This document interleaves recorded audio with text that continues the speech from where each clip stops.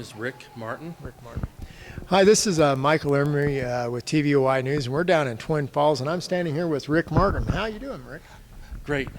So we had a big old deal that nobody really got to speak out of their own voices. What was your take on this? I mean, My what was the take, deal? it was a dog and pony show.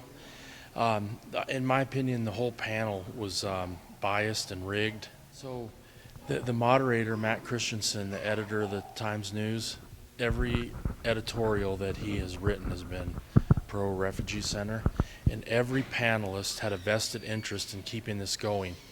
What was the name of that doctor that was up there? And I heard him specifically say, well, most of my clients for the last few years have been nothing but refugees, in majority speaking terms. So why didn't they have some neutral point from the community that has businesses that are pre-established, and instead of having somebody that just kind of sifted through the questions? What do you think there was a point on this? Well, I mean, it is a good point. That was Dr. Klotz, and we had asked for at least two people on the panelists that or at least had a different opinion, but they denied that. But Dr. Klotz completely failed to even answer the questions. They were specifically about communicable diseases, and to me, he just hawed around and, like you said, explained that he has about, I guess, 300 clients, because they said only 300 refugees plan on Well, I showing have an up. idea. If you could have 5 questions you could ask them you think is the most important, why don't you look in the camera right there, and we're going to put it out there for everybody, and let's ask them their questions. So you go ahead. Well, the 5 questions, I mean, I could think of one of them, again, would be the FBI has declared and stated, and it was paraphrased in the meeting tonight, that they have no ability to vet Syrian refugees because they don't have the resources or the staff. It's a failed state. They can't fly in agents of the FBI to Syria and go to police stations and look at rap sheets at potential refugees, because the police stations have been bombed, and Syria didn't even have electronic police records. They had manual records, if they even existed. So that question was never answered. Another one would have been for Mike Mason on how much money does the College of Southern Idaho make on renting off-campus houses and apartments to refugees. That was never answered. We had questions for the local police department on petty crime. They said they couldn't track it. They can track it because most of the refugees' names are obviously foreign, so they can track crimes committed by refugees.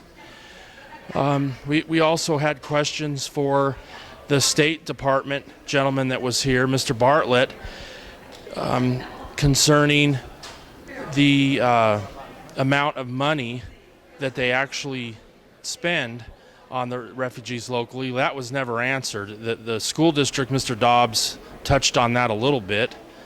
There were just all kinds of questions that weren't unanswered tonight. And in closing, it was a dog and pony show, unfortunately, and it was obvious that they bussed in a large number of people from Boise that were in support of this program.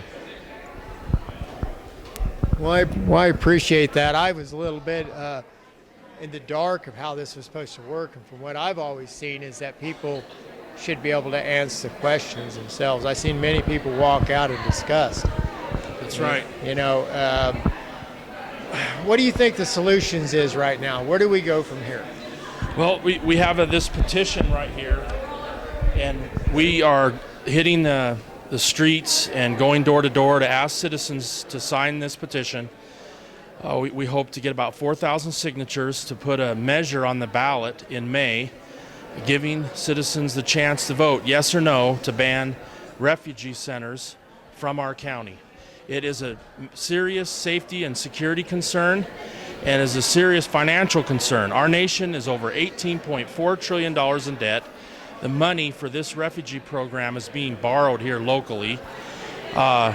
We can't afford it. And like it was explained from Willie Dobbs, if you add up all his numbers, it's about $500,000 just in the school district to handle the local refugees that come a year.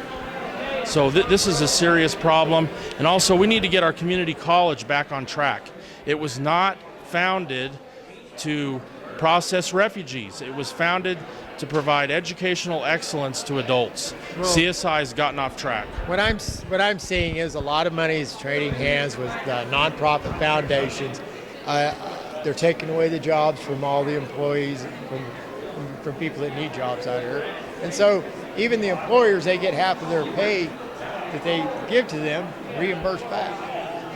You know. Right, and that would have been a good question tonight, in which we asked. That's what I wanted to know is yeah, there's all those jobs, but I can't get a job. Look, I need a job.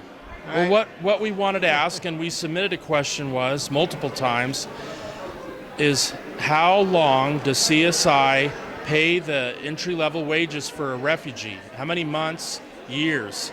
They never answered that question. We know that's happening, and we know the money comes from the taxpayers, but that is crony capitalism, and it drives the wages down for other citizens when they're competing with refugees that are essentially getting paid.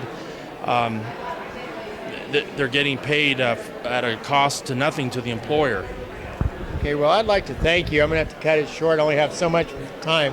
But thank you so much for coming down. This is TVOI News signing out here in Twin Falls. Thanks a lot.